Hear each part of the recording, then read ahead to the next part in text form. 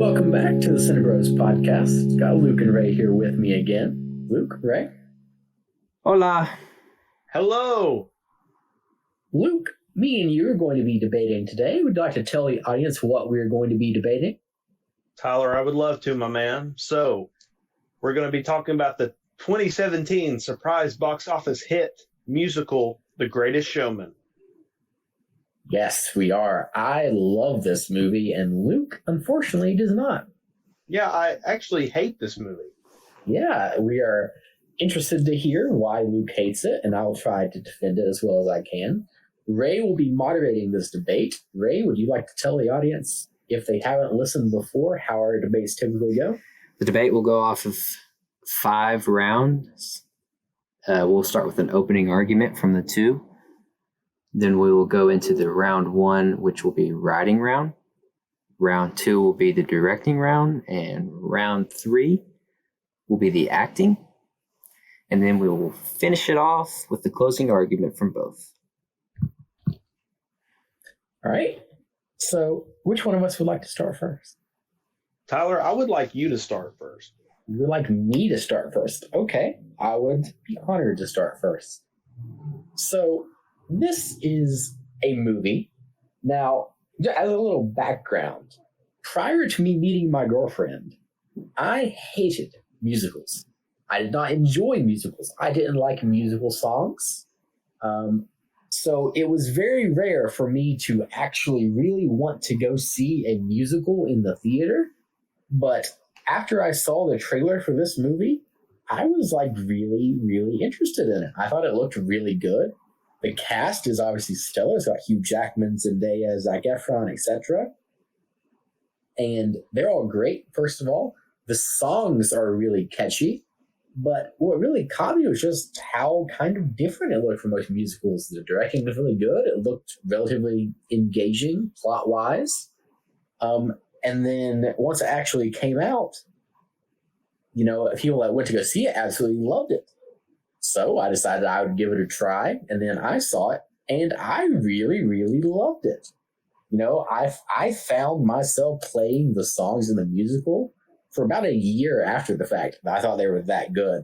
And keep in mind, at this point, I never really did that. This was the first musical whose music I actually wanted to listen to after I watched it. And This Is Me, the most well-known track from the musical, is really, really good lyrically. Does a real good job of getting its message across, and I think it's really uplifting for the audience to hear it. And that's really what I'm going to say for my opening argument right now, is that this movie, despite being a musical, I thought was really good. So it is a musical that I think can be enjoyed by anybody who doesn't typically like musicals. It is very well acted. It is very well written. The songs are fantastic and catchy. The message is good. It's very fun to watch, which is something I can't say for a lot of musicals. Luke? Okay, Tyler, pretty good argument. I basically disagree with everything you just said. Wait, hang on. Can I say one last thing? Sure, yeah. And I feel like you're about to use in one of these rounds, I don't know which one it is, but I feel like you're probably going to make the argument that the movie itself is not good because P.T. Barnum was a horrible person and it glorifies him. But let's be real. If you are going to make that argument, let's not pretend like you knew that fact before you saw the movie. Okay. Well, fair enough. So, again, guys, Tyler, I think he's completely wrong. Love the guy, obviously, but I think he's wrong about this movie, totally. For one, I am kind of similar to Tyler in the sense that, I used to not be very much into musicals at all. I actually like quite a bit of them now. They're not my favorite genre of movie by any means, but I like a decent amount of them. But to me, there's a reason that everybody liked that, typically most of the general audiences like this movie is because it is the most like surface level, watered down version of the story you can tell. Now, like Tyler said, yeah, P.T. Barnum was a bad person, but here's the thing, right, is that story, even though he's a bad person, is an interesting story. If you actually go and read about it, there's some pretty interesting stuff that happens. I won't get into total detail because I'd like the audience to kind of look up that stuff for themselves because I think it is interesting to read about. And it would have made for a much better story than this. Probably not nearly as much of a feel good story as this one, but it just takes this guy and waters down his life. It turns him into this story is the most generic rags to riches. A guy is born in a lowly situation, not a lot of money, but he aspires for greatness and he pursues his dream at the cost of everything, right? He loses his wife and kids at one point because, all this stuff is happening and it starts to take a toll on him mentally at point. And it's just it's so generic. Like there's been a million movies that follow almost every beat of this plot. I understand that a musical is meant, to kind of showcase the songs, but some of the best musicals of all time, like Phantom of the Opera and Les Mis, which Tyler, I know you love and I do too. The great thing about those stories is there's nothing really generic about those tales, right? It tells a really interesting story with characters that you'd like to root for, not because they cast a good looking person in the lead role that makes you want to root for them. I'll talk about this more in the writing round, but Hugh Jackman being cast as P.T. Barnum was literally just because they wanted to take this guy who in real life was a bad person, and they thought, well, and they don't write him as a good person either. I would argue that in this movie, he's not a very good person. Again, he does this with little regard for his wife and his children and everything that he's putting in danger. Even though he, I think a lot of this stuff can be seen as him putting on a front of being this loving, caring guy. I feel like most of what he's doing is just to kind of serve his dream, his honestly kind of selfish dream that he has. And just casting Hugh Jackman in the role doesn't make me like the character. So I don't think the main character is compelling. I think this is a very generic, watered down plot. It follows like the most basic story beats of like a rags to riches type story. Literally, there's been tons of things that I've seen that follow this exact same template. And yeah, the songs are good. Obviously, the songs are good, right? And I'm sure Tyler will make the argument that that's the point of a musical. But in my opinion, this is a film first and foremost, right? It's not a Broadway production. It's a film. And as a film, I think it fails narratively. I think some of the acting is off. I'll get into that a little later on. Most of it's good, but there's a little bit of the acting that's off. I think it has unlikable characters. And I just think it takes this pretty interesting real life story and just waters it down for a commercial audience. Takes all kinds of artistic licenses. And yeah, just not a fan of this movie at all. But that's the end of my argument. Can I ask you something, Luke, before we get going? Yeah. Do you think that you would like this movie more if it was a recording of a stage production, kind of like the Hamilton movie was? Yeah, probably. Really? Yeah, I could see liking that a little bit more. Like if the writing was the same, songs were the same, actors were the same, but it was made for a stage and recorded, would you like it more? To me, even though there's a lot of similarities, I feel like those are two pretty different mediums. So I feel like it would work purely as like a musical, right? But as a film, I think it fails. As a film, I expect a little bit more of the writing. Out of the writing, yeah. Okay. All right. Good arguments from both of you in round one, or opening argument, whatever you want. We're going to go into round one now, and Luke, you're going to be starting. Okay. So to start getting to the writing round, I mentioned P.T. Barnum and Hugh Jackman quite a bit in my opening argument, so I'll just start off talking about him. So like I said, right, P.T. Barnum starts off the movie as a kid.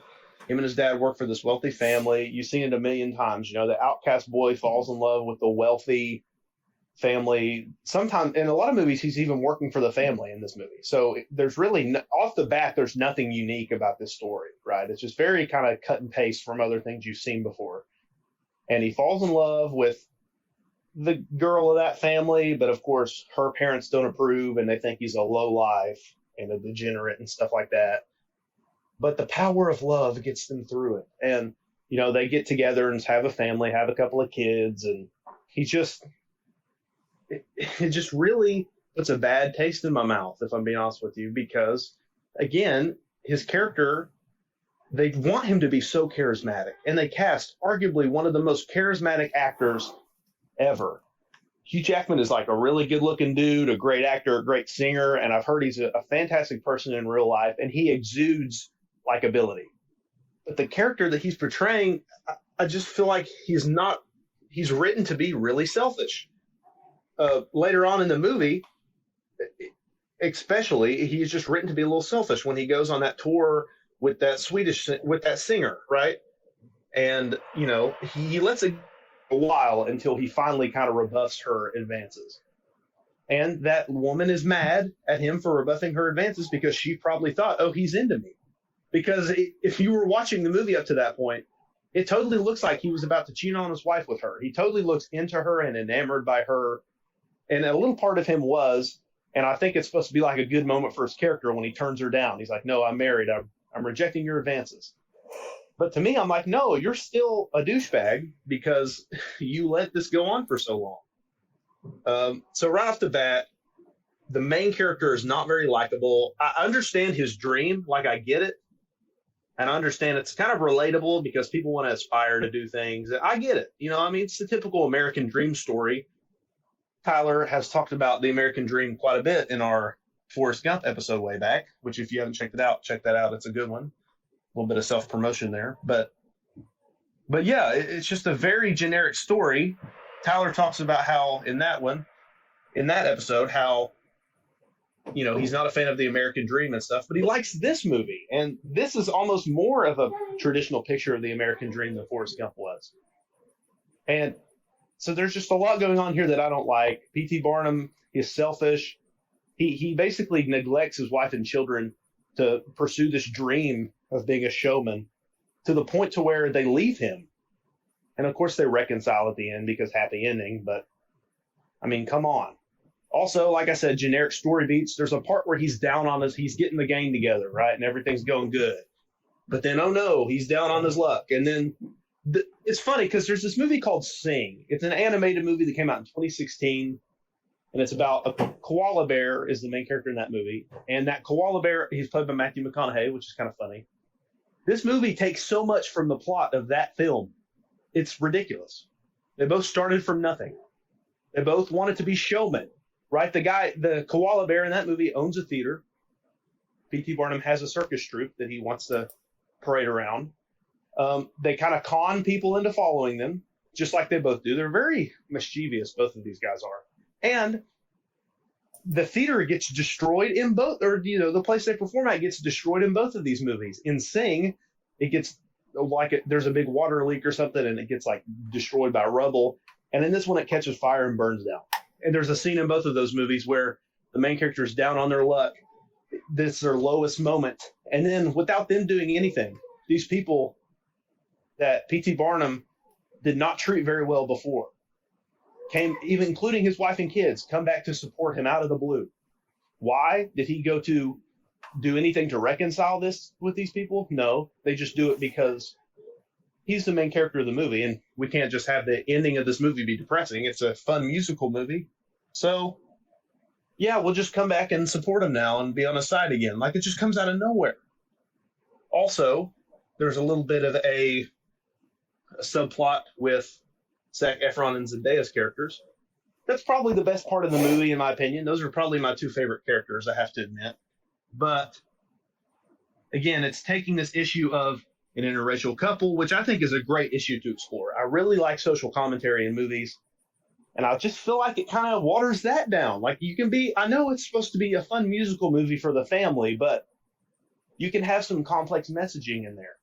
And I just feel like it takes this issue of interracial couples and it just kind of sidelines it, or it just kind of just waters it down. It just doesn't do much for me with it.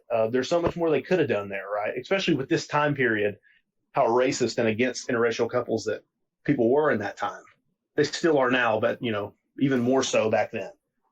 And there's just a lot in this movie that there's a lot of missed potential. Like Tyler said, it's a great cast. The songs are good, but the writing to me is atrocious. The only character that I'm genuinely really like. It's probably, like I said, Zac Efron and Zendaya's characters. Other than that, I find them all to be unlikable or underwritten. The wife in this movie is a plot device. I know that sounds horrible, but they don't write her very well. She's just kind of used as a prop to further along P.T. Barnum's story, and she has no character of her own. So that's really my argument, guys. I mean, I know I kind of talked a lot, but that's just how I feel. Tyler, I believe it's time for you to clap back, my friend. And I will. Luke, let me start with asking you a question. Okay. Is the original Star Wars trilogy a well-written story? Yes. Okay, good. Have you heard of the hero's journey, Luke? Well, how about this, Tyler? How long ago did those movies come out? Those movies came out in the 70s and 80s, Luke. They sure did. And when did this one come out? This came out in 2017, right? Yes, it did. And it does little to deviate from the typical hero's journey. So you just strengthened my argument. So I appreciate it. Oh, really? Well, Yeah. You know what? The hero's journey is like hundreds of years old. It goes back to Shakespeare. Star Wars doesn't deviate on it much either. Well, I would disagree with you there because at least Luke Skywalker has a little bit more complicated things going on with him. His motivations are a little bit more complicated than P.T. Barnum's. And he's not as selfish as P.T. Barnum. He starts out that way, but he has a character arc. P.T. learns nothing during the movie at all. Nothing. Okay. He Yeah, starts off selfish and he ends selfish. I completely disagree with you. So I have the hero's journey flowchart here pulled up, and I'm going to go through it by talking about plot points in the movie. Okay, so our start, right? We start when P.T. Barnum's a little kid, right? His call to adventure, right? He meets this young girl who he falls in love with, but because he's poor, he can't have her. So he works hard. He becomes something. He's never rich, but he becomes a working man, someone that is respectable in society. And he goes and he knocks on her father's door and says, I am going to date your daughter. And the father, of course, does not approve. But you know what? The daughter, she loves him, so she decides to run off with him. And you know what? He decides he's going to start a circus because he thinks that is a good idea. Okay, next point, meeting a mentor. Okay, whether or not you consider his business partner, played by Zac Efron, a mentor or not, is up to debate, but that fits this arc in the hero's journey. Crossing the threshold, you can say that when they're recruiting their crew and after they have their first show. Trials and failure. Of course, it takes a while for them to, get their show going. And when it does, we begin to see the character flaws of P.T. Barnum's character. He is selfish. He is obsessed with money. He wants to succeed. He cares very little at this point in the movie for the people that work for him. And he cares even less really about his own family. I think he's convinced himself at this point in the movie that he's doing this for his family, but in reality, he's just driving them further away. So the trial and failure at this point, obviously, comes when he meets the singer, the exotic singer with the beautiful voice who kind of has a thing for him. And of course, she kisses him and a photograph is taken, which makes its way back to America because they're overseas at this point. Well, his wife sees it, leaves him. And then, of course, Zac Efron and Zendaya and the other crew are in a fire at the circus. And it's at this point in the movie where we begin to see his slow change kind of start to begin when he rushes into the fire to save Zac Efron. So the next point on the hero's journey is death and rebirth. This in this movie, it is quite literal a death and rebirth as his circus, his whole livelihood burns to the ground. So from this death comes the revelation, when he, is alone, he's broke, he's familyless, and, he's getting drunk in the bar during the middle of the day when his old troupe comes and basically makes him realize that he was a terrible person. He treated those people around him poorly, and it makes him like realize what an awful person he was. So of course he then has his atonement period where, he goes and gets his family back, and he gets the gift, which is part of the hero's journey as well, from Zac Efron offering to help finance the new show when they move to their tent at the very end of the movie. And finally he returns a changed man, a better man, who is less selfish, who cares more for his troop. He learns to appreciate, what he has more than he did at the start of the movie. And then, of course, the movie ends. And that is how this movie fits into the hero's journey. It's a tried and true method. It's been used since Shakespeare. And that's why I open with a Star Wars question. I know Luke doesn't think that this movie, did anything innovative on the hero's journey, but when you have something that tried and true that is used in most, movies like this, I don't think it needs to go, too off the wall and try to innovate. I think it does a well-written, like well-paced, well-acted story, just fits within, in your kind of generic template a little bit. And Luke, you did mention Phantom of the Opera and Les Mis when you were kind of talking about musical movie. And this movie is different from those movies. It can't be compared to those movies, I don't think, because while this movie is a musical, it is not like a mature musical. Like Phantom of the Opera and Les Mis are very mature musicals. Like Les Mis focuses on the death of like everybody in the musical. It's very dark, very mature. This movie is just supposed to be like a fun, family-friendly movie. And I think it's really entertaining. It is a true family movie. It can be enjoyed by anyone of all ages. And since this is the writing round, with a musical, even though it is a musical movie, I think with a musical, when you're analyzing the writing, the thing you really have to analyze the most is the music of the musical.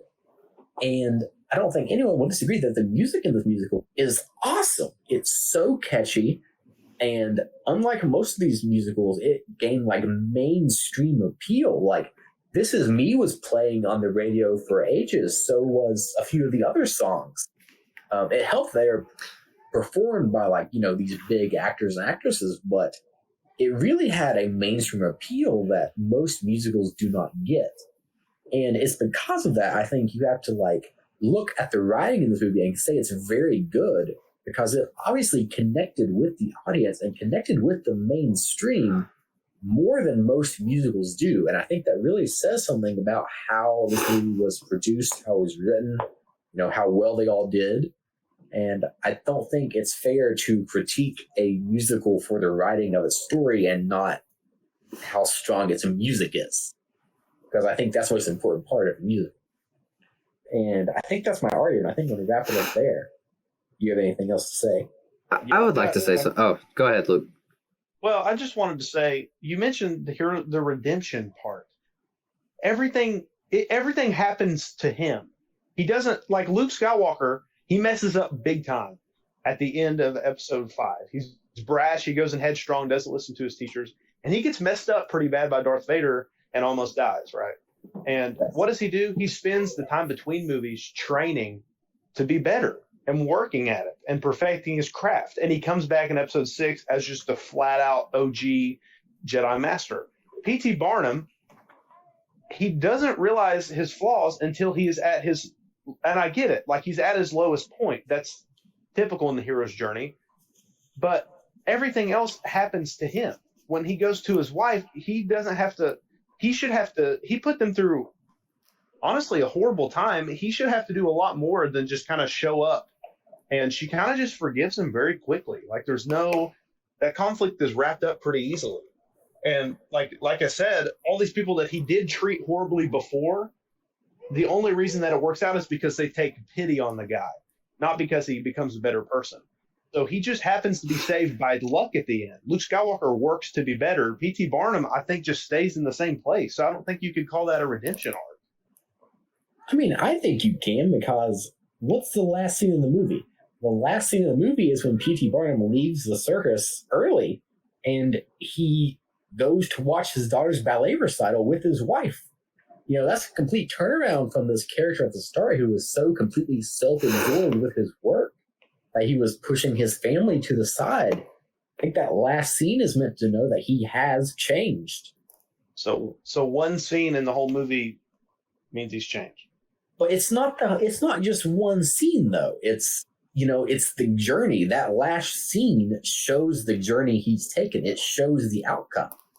We're kind of using the Star Wars trilogy as a example here, but you have to think that's a trilogy. It has time to flesh out the journey more than just alone. I don't think this movie is a full 2 hours. It's just this movie has to do things a little bit more quickly, which means that it can't just it can't spend 20 minutes showing his wife taking the time to find it in her heart to forgive him. It can. It has to cut some corners somewhere. I think it can show that. It can focus a whole lot more on him trying to be a better person than it does on just a couple songs. That's just how I feel about it. I get what you're saying, but I just don't agree. That's fair. Ray, you were going to say something. You guys are making this really hard on me. But yeah, I was going to say something. Tyler was talking about the writing of the music and stuff, and I've never really seen this movie. But I worked at a summer camp a couple years ago, and I didn't work, I was a volunteer. And it was a 4-day camp, and every day they would play the soundtrack from this movie, and I really liked the songs from it, and I feel like it was appropriate for every age. I feel like adults could like it. Yeah. And at the same time, there were all a bunch of little kids there. So it was just appropriate for everyone. And I do agree with Tyler a little bit on the songs. I think the songs are really good. And you have to think that's what this movie was trying to do. It was trying to be a family-friendly movie that the whole family could enjoy. And it got the mainstream appeal that most musicals don't. It connected with the audience, and it was really inspiring to those people that kind of feel like social outcasts and that they don't really fit in.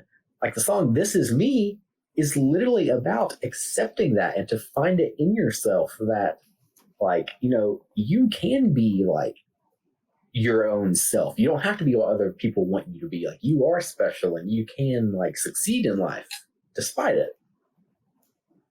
And I think that's such an important message for kids nowadays. And I really like that it got such appeal. I know that I even said that the songs were good. I agree with you guys, right? That the songs in this movie are good.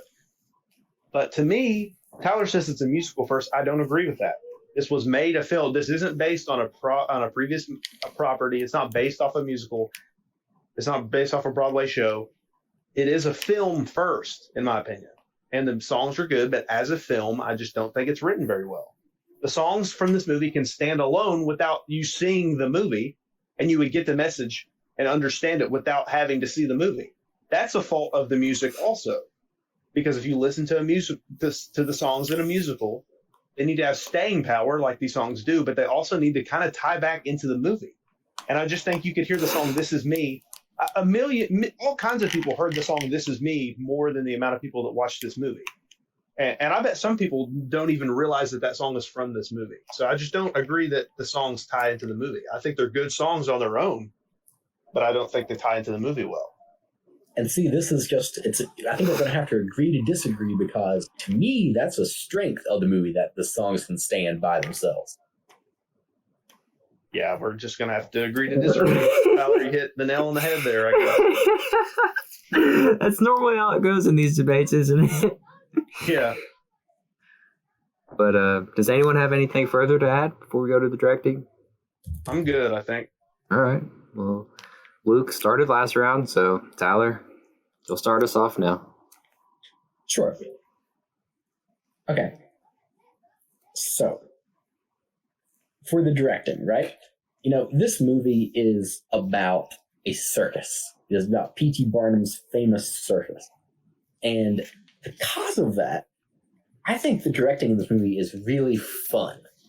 it's a very much a technical kind of directing style required to make this movie, as your camera is going to follow like trapeze artists and people running around in circles as things kind of happen around them. It's very bright, it's very action packed, and really just makes you want to keep your eyes glued to the screen as you're watching, this circus unfold, right?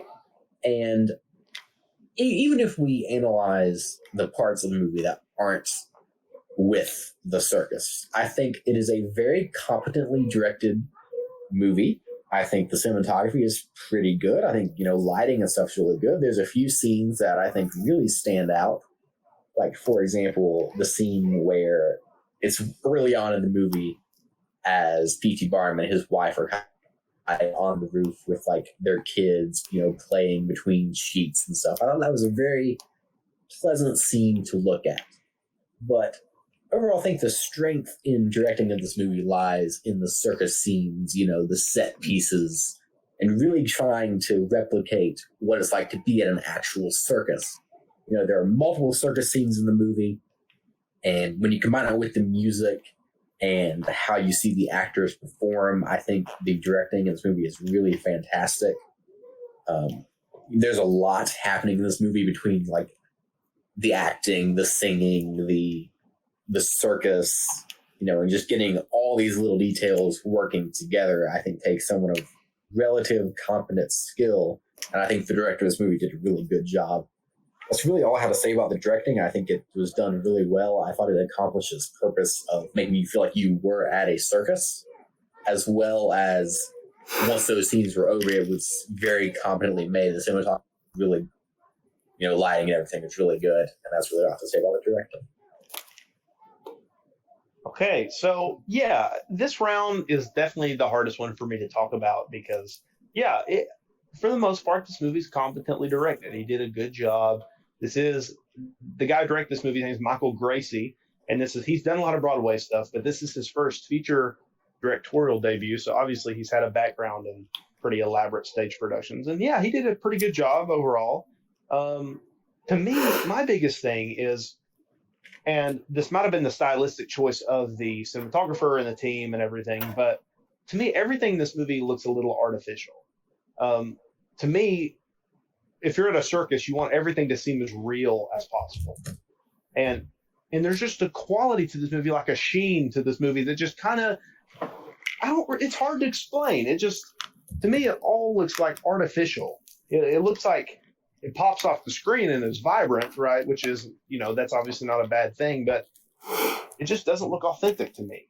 And honestly, at parts, and this movie had a decently high budget, I think. I mean, nothing too high, not $100 million or anything, but a pretty high budget. To me, the scenes that aren't at the circus scenes are the best parts. Whenever it's not at the circus, it honestly just is a little drab, in my opinion.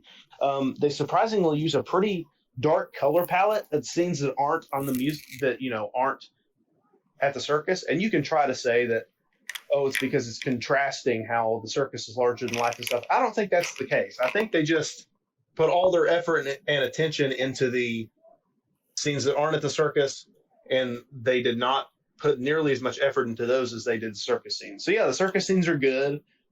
Cinematography is pretty good, but to me, it just feels all a little artificial and fake, and just, like I said, the scenes that aren't at the circus just feel kind of cheap to me, if I'm being honest with you. I'm really not a fan. You can see where their attention was when they were making this movie, right? So anyway, that's all I have to say. I'm not too confident in this round, but so Luke, I haven't seen the movie. So where is their attention focused on? I think they're, like Tyler said, is that they want to make you feel like you're at a circus. Okay. And they do that very well. But I just don't think that beyond that they try to do much. Beyond that. Okay. Can I say one thing to talk about Luke? Yeah. I know you kind of mentioned that you didn't really want to kind of use this point against you, but you did mention that, when you go to a circus, they're trying to make it as realistic as possible. You don't think the movie did a good job of, keeping it realistic. I actually kind of disagree with you. Really? While obviously, it to me, a circus is not like a magic show. Because at a magic show, they want you to be convinced by their act.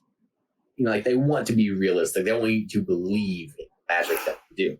At a circus, though, I think like a good circus is going to try to give you like kind of an air of like, the unbelievable, kind of like the bombastic, the unrealistic, kind of makes you like wonder like, whoa, how'd that happen? This is so cool. Like, and I think even though I disagree that thought there were like some scenes in the movie that were like amateur, I disagree with that. But like, as for your take, like, there are some parts that were like unrealistic. I kind of think that's okay. Like, I kind of think that they're kind of trying to compensate for like, the whole like bombastic, like in your face, like circus performance. Okay, well, I don't agree, but I see your point. All right, boys. That will wrap up the directing round. We're going into the acting now. It'll be kicked off by Mr. Luke Smith. Okay. So, it's no secret that this movie has a really good cast. On paper, this cast is really good. Hugh Jackman is the bomb. We all love the guy. He's freaking Wolverine. How could you not love him? He's Wolverine, but he's also a talented performer, which is like a musical performer, which is awesome. That I actually didn't know he was in music until this movie, so that's pretty awesome, actually. But Hugh Jackman, Zendaya, Zac Efron, Michelle Williams, who I know Tyler's a big fan of, and Rebecca Ferguson. And, and of course you got kind of other smaller roles like the members of the circus and everything. But again, the performances in this movie are fine. The standout is obviously Hugh Jackman. He's doing a good job, like he always does. He doesn't make P.T. Barnum charismatic because I think the writing in this movie sucks, but he's trying his best. Darned if you're darned if you don't try. And I think he did a good job. He tried with the material he was given. To me, though, the worst part of this movie, and I get it, like these songs are pre-recorded. So in the movie, they're not using the actors' real voices, obviously, like they do in Les Mis, because, it is kind of different. They are different, like Tyler mentioned. But a big part of a musical film, if they're not using their real voices, is the lip syncing of the songs convincing? Because that's what they're doing. They're lip syncing. And to me, this movie has some of the least convincing lip syncing that I've ever seen in a musical film. I'm not kidding. Now, there's a song in the movie called Never Enough, which I think is just absolutely atrocious. It's the only song on the soundtrack I don't like. The vocals are too ear-splitting for me. Yeah, her voice is impressive, but just, gosh, I mean, you just want to turn it off after the 5,000th time. After the 20 millionth time she says never enough, you want to turn it off. But Rebecca Ferguson plays this singer, and this is not Rebecca Ferguson's real singing voice. They had a singer named Lauren Allred dub over it. It's her song, but Rebecca Ferguson is playing that character, so she lip-synced this other woman's singing. And I'm telling you guys, I've seen a lot of musicals, and I've seen other, types of musicals where these are not these actors' singing voices. Heck, in High School Musical, and don't kill me for this, but Zac Efron's lip syncing in High School Musical, that wasn't his singing in the first High School Musical movie. It is as it goes along, but in the first one, it's not. And I thought he did a convincing job in High School Musical. Not so much this movie. But so I've seen actors convincingly look like they are singing the song cue, even though it's not even their voice. And the scene where Rebecca Ferguson's character sings Never Enough is the worst scene in the whole movie. It is not convincing in the slightest. You don't believe that voice is coming out of that woman. It is, I mean, it's hard to explain if you haven't seen it, but it's a fault of the actor when they can't successfully pull that off. And apart from the lip syncing, which I think is just atrocious overall, I just don't feel like there's a lot happening that's special. The actors are competent. They do a good job with what they're given, but it's just, I expect a little bit more. Like Tyler said, this is a musical. Everybody's supposed to be bombastic. If you're into musicals, that's kind of what you look for, especially in a musical like this. It's supposed to be family friendly and fun and loud and have really catchy songs. And there's just a lack of energy in these performances, aside from Hugh Jackman and Zac Efron. I just feel like there's not a whole lot of energy going on. I feel like everybody here is kind of turning in a paycheck. Michelle Williams is dreadfully underused. She's a fantastic actress, but in this movie, some of her line delivery is just kind of off to me. I don't know what it was. I don't know if she had a cold or something while they were filming, but it just seemed a bit off to me. The acting in this movie is not horrible, but it just needed to do more for me. Broadway musicals, the acting in those are very impressive when an actor can create a lot of dramatic tension and make you care about their character through the way they perform, along with having these awesome musical numbers and, showing off their pipes. But this movie just didn't have that for me. No one seemed like they were going that extra step. They let the music do the work, and they themselves did little. They didn't mess a whole lot up, but they didn't try to do anything more than that. Aside from Hugh Jackman, who I've mentioned I like in this movie, everybody else is just meh. And Michelle Williams, like I said, is just very underused and is not really that good when she's on screen. So, yeah, I mean, I know that's a hot take, and I know Tyler disagrees with me on that, but that's just how I feel. It's just a lot. It's very unremarkable. Not so much bad, but just unremarkable to me.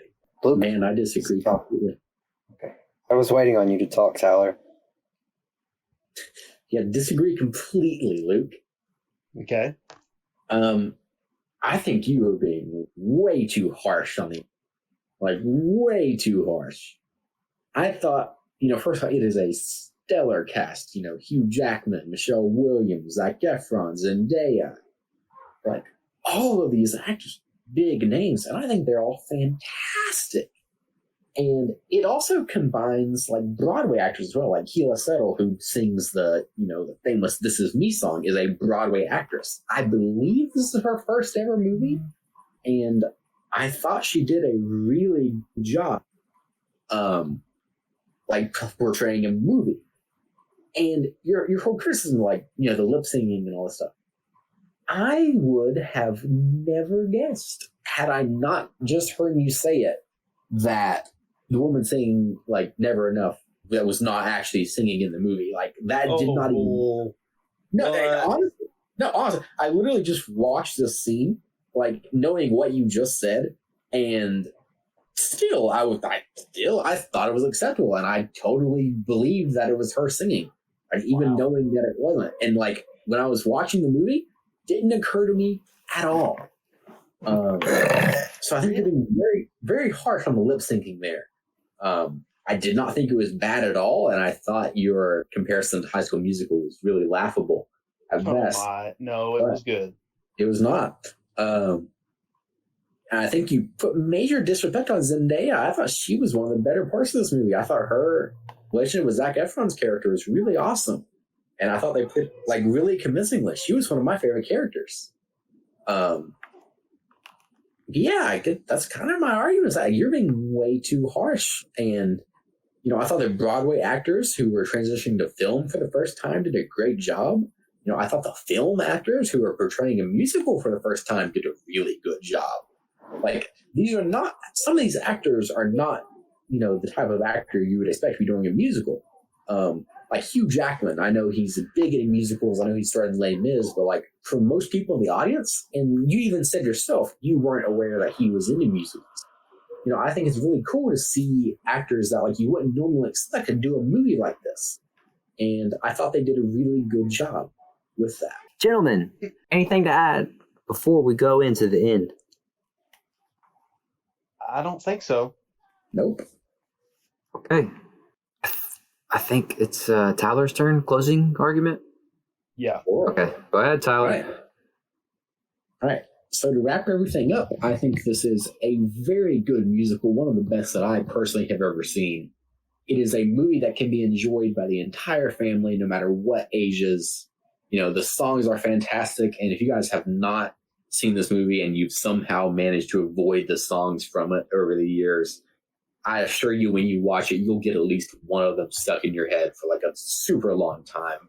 For me, it was multiple, and it just kind of kept switching off which one was my favorite at any given moment. But I love this movie. I thought the acting was really good. I thought the songs were really good. It's just a really nice, feel-good family musical, and I would recommend it to almost anyone. And that's my closing argument. Okay, so these closing arguments are essentially, when you're writing a paper, it's funny, this whole debate is like a paper. You got the intro, then you got the 3 body paragraphs, and you got the end. I like to write. I don't know, Tyler does too. So it's, same kind of deal. And it's kind of like a restatement of my previous points. And there's nothing wrong with that to me. So that's what I'm going to do. I understand why this movie has mass appeal, because it is doing nothing new. And given the box office successes of the Disney live action remakes and other reboots and things like that, audiences don't really want much new. They just want something that they can go to and feel good and not be challenged by. And that's not for me. I see how some people could like that, but it's really not up my alley. I think the writing in this movie is atrocious. Aside from the songs are good, but I think they stand apart from this movie. And to me, that is a bad thing. And I just don't think that the songs, they kind of tie in, but they definitely stand on their own. And like I said, that's a bad thing in my opinion. The acting is just kind of so-so, except for a couple people. The lip syncing is bad and not believable. And I don't think I'm being too harsh on that, because that's a large part of the film. And the directing in this movie, it's competent, but it's doing nothing special. This whole movie essentially is doing nothing special. It's letting the songs, which, yes, are very well written, do all the work for it. And the casting choices, they knew that these characters were underwritten, so they cast charismatic actors and actors that we know and love in these roles to get you to kind of trick the audience into liking these characters. But to me, I can't like P.T. Barnum, despite the fact that one of the most likable actors of all time plays him. I don't like the artistic licenses that this movie takes with P.T. Barnum's past, and just with his life story. I do think that a movie should be made about this guy, because as bad of a person as he was, it is a very interesting story. And I think you could put some twists on it. But to portray him as a totally different type of person than he actually was in history is just rubs me the wrong way. So again, I see the appeal of this musical, and the songs are good, but it's really not for me. It is not up my alley at all. And I think if you are a film lover, that you should look at this movie as being middle of the pack. I know I hate it more than most, but critics seem to be, kind of agreeing with me a little more. They didn't hate it. It was like a 53 on Rotten Tomatoes, I think. But yeah, this movie's doing nothing special and is a little offensive at parts. And I really am not a fan at all. I know Tyler disagrees with me, and that's okay. That's the nature of the debate. But that's my closing argument. Okay, so I guess it's time for the moment everyone's been waiting for. I have to pick a winner. I have a winner already. I've been writing down notes on my phone as I've been listening. And I'll just go out and say Tyler is the winner of this debate. Wow. Yo! Which is surprising. Before we even started this debate, I told Luke I'm not a huge musical guy, and I ended up taking the side of the guy who was defending the musical. Yes, you did. We'll go into each round. The opening. Very confident going into this, and I feel like this is one of my better performances. The opening round went to Tyler. Yeah, Oh, what were you going to say, Luke? Go ahead. No, I'm just saying, Tyler. I think you're right. I think this was one of your better performances. I think, and it was one of my weaker ones because I don't really know why. I don't really have an excuse, but anyway, Ray, go ahead. The opening argument went to Tyler. I liked what he had to say about the songs being catchy and just I remember Tyler's opening argument more than I remember yours. Yours was just a little more forgettable, Luke. Okay. The writing also goes to Tyler. Wow. I really I couldn't not give it to Tyler after he went through the hero's journey chart. That's what I literally pulled up on my phone as Luke was talking, and I'm like, God, I'm going to win. I'm going to go through this entire thing. I mean, it was a really good defense, Tyler. I'll admit. Because I was doing it on the spot, and I was like, wonder what the hero's journey flow chart looks like. And I looked it up and I was like, I can do this. And I also really liked how you like. I was waiting on someone to, because it's a musical and there are like obviously written lines in the movie, but the most important part of the musical is how the music's written, and you talked about that, Tyler. But that round, other than that, I mean, you guys definitely did argue really good back and forth about the hero's journey. Luke clapped. I mean, you were defending it really well, Tyler, with the chart and yada yada, but Luke was trying his best to clap back. You know, he was. He really, really was. And the third in the directing round, I'm also going to give to Tyler. But Luke, don't fret, Luke. Don't fret. You didn't get completely swept. I gave the acting and closing to you, Luke, but I'll tell you why first. I gave the directing to Tyler. Neither of you really had a lot to say in the directing. Tyler just sold me a little more on like talking about the circus scenes, and you kind of just talked about how you thought some of the scenes looked generic, and I haven't like seen the movie, so I don't really know what some of the scenes look like, but like from the trailer, I didn't think many scenes really looked generic. That's just my opinion on it. But Luke, I gave the acting to you because Tyler really focused mainly on the three big names of the movie: Zac Efron, Hugh Jackman, and Zendaya. But you chose to focus on the other people who aren't the big names because, you know, there's obviously more characters to the movie. And you kind of explained how, aside from those three, the rest of the acting is not really good. So I gave that one to you. And I also gave the closing argument to you because if we're being real, Tyler didn't have much to say in the closing argument. You had a lot more to say. But it didn't matter because Tyler already had won the first 3 rounds. And I think he, in the back of his mind, knew that, which is why he didn't have much to say at the end. But yeah. Wow, it's a heartbreaking loss, but one I kind of saw coming, if I'm being honest with you. So yeah, it was fun. This snapped my like 4 debate win streak. So I mean, it had to end at some point. I couldn't just keep beating y'all forever. As I don't think I've still yet to beat you, Luke. I think you've beat me one time. Have I? I thought you beat me. You beat me in the Infinity War versus Endgame. Oh, okay. Okay. Haven't you beat him before? I feel like you have. I know the last time you guys went against each other, Luke clean swept you.